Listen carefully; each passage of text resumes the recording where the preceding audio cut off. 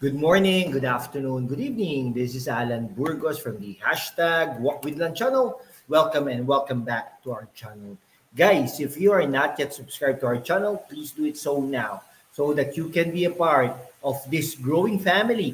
Officially, we are now 9,007 subscribers. Maraming salamat po sa inyong lahat. God bless you all. Mahal na mahal ko po kayo. Okay, ang pag-usapan po natin today ay yung dyan sa Maynila, no? Ang Maynila po kasi ay ang ating kabisera ng Pilipinas. Kapitolyo, capital po ito ng Pilipinas. Okay? Kung madumi po ang Maynila, no? Inaasahan natin na madumi din ang buong Pilipinas. Parang ganun po yung analogy doon. Pero syempre, exaggeration din naman yon, 'di ba? Pero ang gusto po natin sa Maynila ay malinis ito, no? Katulad ng ating mga ibang mga bayan, okay?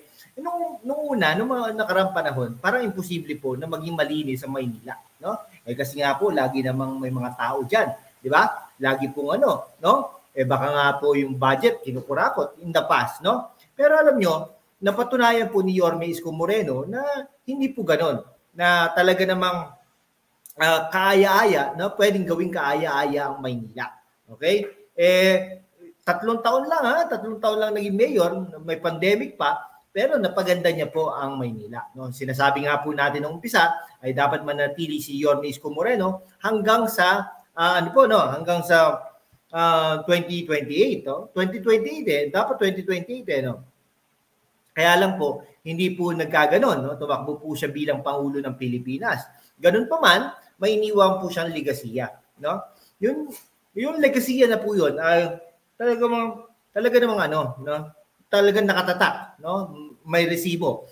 Vertical buildings, napaganda niya yung mga garden, mga parke, napailawan niya mga kalsada, nag-less ang crime, nalinis niya ang Divisoria, etc. Nadisiplina niya ang mga tao. No, parang imposible po, di ba?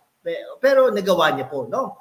Marami po siyang yung mga vertical buildings na lang, no? Mga parke, no? Mga daan diyan, no? Napaka-imposible na gawin ng isang mayor, pero nagawa niya. Excuse me ba?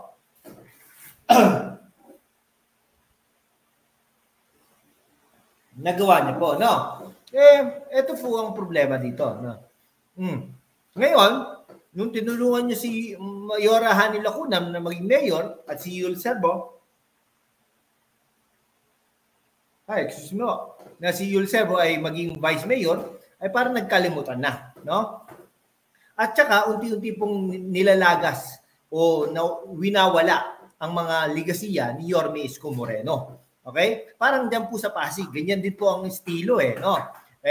Pero nakahalata po si Yorme Isko Moreno na unti-unti nawawala ang mga kanyang advokasya, no? Ang kanyang mga legasiya, no? Nawawala po at talagang hinahayaang mawala ng Mayora Hani Lacuna. Okay? Dugyot, no? Ang dami po nagko-komento, dugyot ang Maynila, madilim ang Maynila, mabaho ang Maynila, ang mga serbisyo pampubliko ay hindi naisa sa katuparan, no? Ngayon lang naman po yan yung mga ayu-ayuda sa mga senior citizens, ganyan, etc. Tapos ang pinaparinggan si Yorme Isko Moreno, yung utang daw. Utang mo daw, Yorme Isko Moreno, ayon kay Mayora Hani Lacuna. Pero kung tutusin, parte ng administrasyon ang nakaraan si Mayora Hani Lacuna bilang vice mayor.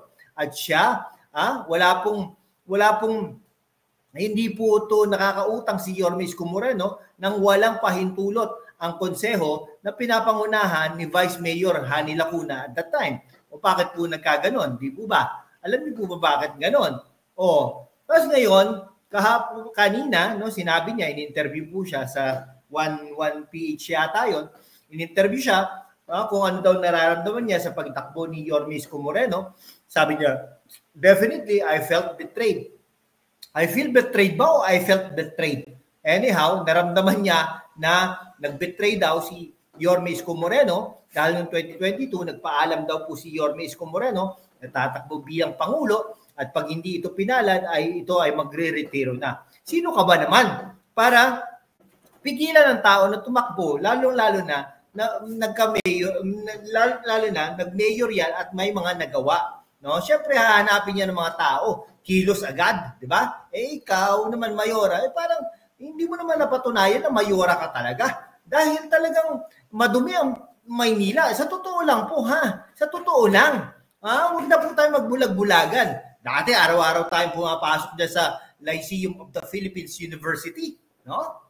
Talagang kitang-kita natin ang kadumihan, kabulukan ng mga overpasses diyan.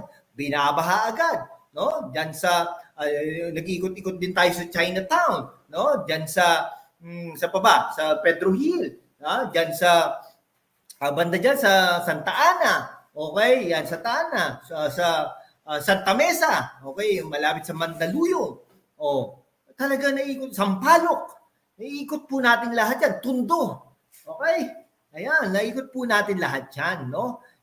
Talagang nakikita po natin ang diferensya between Yorme Isko Moreno at Mayora Hani Lacuna. Sa totoo lang po, wala po tayong pinapanigan dito per se, pero syempre, sinasabi natin sa mga tao, talagang ibalik na natin si Yorme Isko Moreno para maging, ngayon lang kumikilo si Mayora Hani Lacuna nung day one, tahimik na tahimik. No, matatandaan nyo, nung nag-assume ng office si Yorme Isko Moreno from Erap Estrada, day one pa lang, kumilos na yan.